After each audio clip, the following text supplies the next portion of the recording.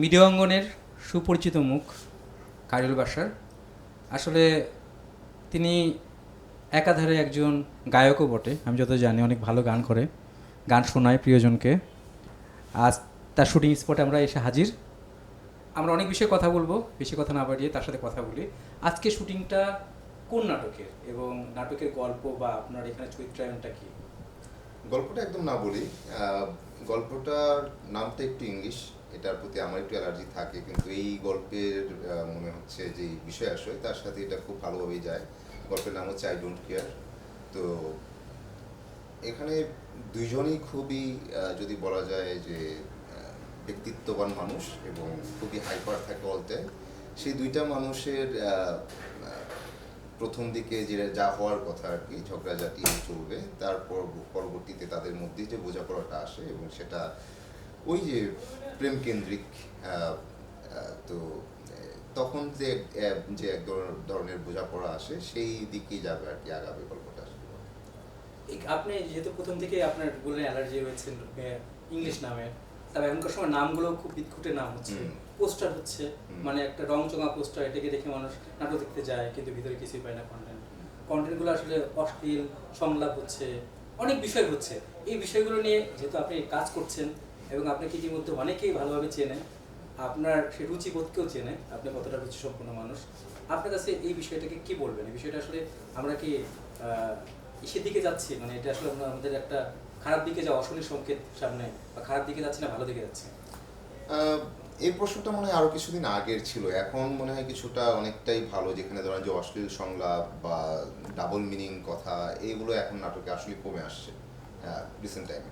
তো এটা একটা, আর হ্যাঁ, নামের এক ধরনের ইয়ে আছে আসলে। এটা নানা রকম কাজই হয় এখানে, নানা রকম গল্প হয়, সেই গল্পের ওইটা এক ধরনের ধাঁচ আমার কাছে মনে হয়। সেটা হচ্ছে, হবে, আরও সামনেও হবে, কারণ এখন আমরা তো আসলে ভিউর জায়গায় চলে গেছি এবং ফেসবুক থেকে আর্ন করা যায়, ইউটিউব থেকে আর্ন করা যায়। তো সেখান থেকে আর্ন করাটা সবাই তো আসলে খুব সহজ উপায়ে অনেক কিছু চায়। তো সেটা সহজে হয়, আবার কিছুদিন পর মুখ থুবড়ে পড়ে। তো এটা এইভাবে চলতে থাকবে, পড়বে, আবার চলবে, এক এক ধরনের পলিসি তৈরি হবে যে কিভাবে সহজে আর্ন করা যায়। সেটা এক জিনিস। আরেকটা হচ্ছে যে গল্পের ক্ষেত্রে যদি বলি যে এখন ভালো ভালো গল্প হচ্ছে, নাটক হচ্ছে, দর্শক আবার ইউটিউবে আসছে, তো এটা আশান্বিত হওয়ার মতো। এবং নাটকে আয়োজন বাড়ছে, তো আয়োজন বাড়ার পাশাপাশি আমার কাছে মনে হয় যে ভালো রাইটার বাড়ুক, ভালো চিত্রনাট্যকার বাড়ুক, এবং ভালো গল্প বাড়ুক, এটা খুব বেশি চাই। কারণ গল্প ভালো হচ্ছে, এটা একটা নাটকের গল্প হিসাবে ওকে, কিন্তু তারপরেও এখন যেহেতু ওটিটি আছে, তারপর আমরা পুরো বিশ্বের আসলে নানা ফিল্ম দেখছি, তো আমাদের মধ্যে বা দর্শকের মধ্যে এক ধরনের এক্সপেকটেশন থাকে যে নাটকও হয়তো ফিল্ম হয়ে যাবে, but it's not possible. But নাটকে যেন একটা ঠিকঠাক গল্প, কোনো একটা নির্দিষ্ট ক্রাইসিস নিয়ে, যেটা একটা শুরু থেকে শেষ, একটা 40 মিনিট বা 35 মিনিটের নাটক, আসলে এটা হিউজ টাইম। তো এই টাইমটা আসলে ব্যাখ্যা করা যায়, সো আমরা যেন আরেকটু মনোযোগী হই যে আমরা আসলে কি বলতে চাই। তো নাটকে যেই চর্চাটা এখন চলছে যে বেশি যেটা রোমান্টিক কাজ, বা মাঝখানে ছিল যেটা কমেডি টাইপের কাজ, তো রোমান্টিক চলুক, কিন্তু সেটার ভিতর দিয়েও আসলে শ্রেণী সংগ্রামের কথা, বা আমাদের নানা রকম অসঙ্গতির কথা, আমাদের নানা রকম ক্রাইসিসের ব্যাপারগুলো, সেগুলো যদি ঠিকঠাকভাবে উঠে আসে, গল্পের ডিটেল যদি ভালো হয়, তাহলেই মনে হয় যে আমরা যেই উদ্দেশ্যে আসলে অভিনয় করি, বা আমরা যে উদ্দেশ্যে একটা গল্প বলতে চাই, একজন ডিরেক্টর যে উদ্দেশ্যে একটা গল্প করতে চান, সেটাও কিছুটা সার্ভ হবে। আপনি অভিনয়ে এসেছেন, আপনার অভিনয় করার মূল উদ্দেশ্য কী ছিল? কারণ আপনি অভিনয় করে কোনো কিছু দেখিয়ে যে আমি আসলে মানুষকে একটা গল্প বলবো, মানুষের কাছ থেকে অভিনয়টা আসলে কী সেটাকে আমরা দেখাবো, মানুষকে একটা মানবিক গল্প, বাস্তবসম্মত গল্প বলবো, এরকম কোনো বিষয়ে কাজ করেছিল কিনা? আসলে আমার অভিনয় করতে আসা নিঃশ্বাস নেওয়ার জন্য। আমি অনেক বেশি মানুষ দেখতাম, গানের প্রতি এক ধরনের দুর্বলতা ছিল, আঁকাকির প্রতি দুর্বলতা ছিল, একটু লেখার ইচ্ছা ছিল, কিন্তু কোনো কিছুই হয়ে উঠছিল না যে ঠিকঠাক আমি আঁকতে পারি, ঠিকঠাক আমি একটা কবিতা করতে পারি, বা আমার লেখালেখিটা খুব ঠিকঠাক হচ্ছে, এরকম না। এবং সেই জায়গাটায় বড় কথা যে অধৈর্য তা চলে আসতো। একটা কবিতা লিখতে গিয়ে দেখা গেলো যে 3-4 লাইন লেখার পর আর এটাকে ঠিকঠাক, বা ওই যেই ভাবনাটা, সেই ভাবনাটা অনুযায়ী শব্দ আসছে না এবং বোঝাতে পারছি না, তো একসময় হাল ছেড়ে দিতাম। বাট এটা খুব কষ্টকরও ছিল যে হচ্ছে না, হচ্ছে না। তো কারণ হচ্ছে মানুষ অনেক বেশি অবজার্ভ করতাম, নানা বিষয়ে ভাবতাম, তো এটা কোথায় আসলে ঢালবো, কোথায়? আমি তো খুব ভালো লিখতে পারি না, সো একটা ভালো লিরিক লিখতে পারছি না বা গাইতে পারছি না বা একটা কবিতায় প্রকাশ করতে পারছি না, কি করব কি করব। তো মূকাভিনয় করতে করতে একটা সময় মনে হলো যে এখানে এসে অন্তত খুব কিছু বলে দিতে না পারি, করতে পারি, অন্তত এক্সপ্রেশনে হলেও আমি অনেক কিছু প্রকাশ করতে পারছি।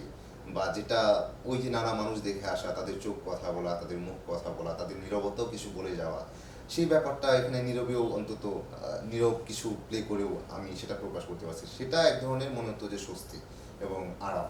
তো মনে হতো যে ওকে, নিঃশ্বাস নিতে পারছি, এখন মনে হচ্ছে যে এটা আমার কাজ এবং এখানে আমার স্থায়ী হওয়া উচিত, এটা আমাকে একটু স্বস্তি দিচ্ছে। তো সেই ভাবনা থেকেই অভিনয়টা করতে থাকা, এবং একটা পর্যায়ে চিন্তা আসলো যে আমি আসলে গল্পে কাজ করব, ফিল্মে কাজ করব। তো সেই চিন্তাটা, পাশাপাশি তো ফিল্ম দেখতাম প্রচুর, তো সেই জায়গা থেকেই যে আমরা ভালো কিছু গল্প বলতে চাই, আমাদের তো নানা রকম বিষয় আছে। যখন ফিল্ম আমার কাছে মনে হলো যে ফিল্ম আসলে অনেক বেশি ইম্পর্টেন্ট এবং গুরুত্বপূর্ণ একটা, এটা লাইক আপনার যদি সাহিত্য পড়তে যান, সাহিত্যের যেমন গুরুত্ব আছে ঠিক তেমনই, বা কখনো কখনো ফিল্মকে তার চেয়েও বেশি স্ট্রং মনে হয় আমার কাছে আর কি। যে সো তখন মনে হতো যে আমি অভিনয় করব, পর্দায় অভিনয় করব। সেটা কবেই কি সেটা জানতাম না, বাট হাঁটতে হাঁটতে চিন্তা ছিল যে হাঁটতে হাঁটতে পরিচয় হয়ে যাবে। তো পরিচয় হয়ে গেল, হাঁটতে হাঁটতে এখন হাঁটছি।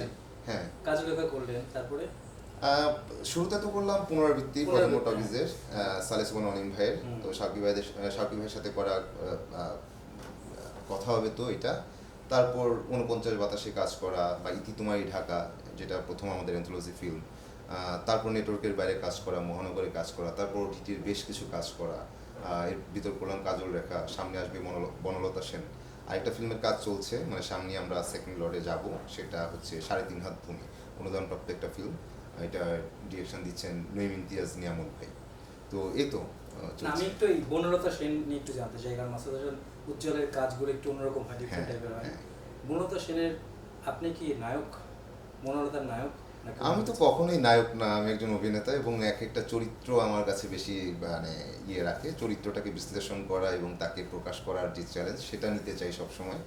তো সেভাবে একটা চরিত্র আমি প্লে করলাম ওখানে, কিন্তু কোন চরিত্রটা বা কি সেটা যেহেতু এখন ঘোষণা আসে নাই, নাই বলি। কারণ উজ্জ্বল ভাই, আপনি জানেন যে আমার মনে হয় যে অনেকেই উজ্জ্বল ভাইয়ের সাথে যোগাযোগ এর ভিতরেই করেছেন যে ব্যাপার কী ধরনের গল্প, বা গল্পটা কোন বিষয় নিয়ে সেটা বনলতা সেন বললে আমরা বুঝি যে এখানে জীবনানন্দ দাশ চলে আসছেন, বনলতা সেন চলে আসছেন, বাট কোন আঙ্গিকে করা। তো আমি এই ক্ষেত্রে একটু বলতে পারি যে এটা এক ধরনের বিশ্লেষণধর্মী কাজ। লাইক এজ এ পাঠক হিসাবে আমরা জীবনানন্দকে যেমন চিন্তা করি, তার কবিতাকে নিয়ে যেরকম চিন্তা করি, বা বনলতা সেন পড়তে গিয়ে বনলতা সেনকে যেভাবে কল্পনা করি, এবং নানা রকম প্রশ্ন আসে আমাদের মধ্যে যে আসলে নাটোরের বনলতা সেন কে ছিলেন, কোথায়, কি। তো এটা, এবং এক ব্যক্তি জীবনানন্দ দাশ, ওনার ভিতরে যদি বলেন কবি সত্তা, এবং তার যদি বলেন যে এই বাস্তবিক জীবনে বা জীবনযাপনে যে অবস্থা, এবং তার ভিতরকার এক কবি সত্য এবং আরেক জীবনানন্দ দাশ, এই এবং পাঠক এবং তার কবিতা নিয়ে পাঠকের বিশ্লেষণ, সব কিছু মিলে এক ধরনের ডিরেক্টর পয়েন্ট অফ ভিউ থেকে বিশেষ বিশ্লেষণ বলা যায় আর কি। না, আমার যতদূর মনে হচ্ছে আপনি সেটা একটা ফিউশন। হ্যাঁ, এটা একটা ফিউশন দিক থেকে যে বনলতা সেন কেমন, সেই জীবনানন্দ দাশকে আমরা পেতে পারি আর কি। ওকে, ঘোষণা আসবে।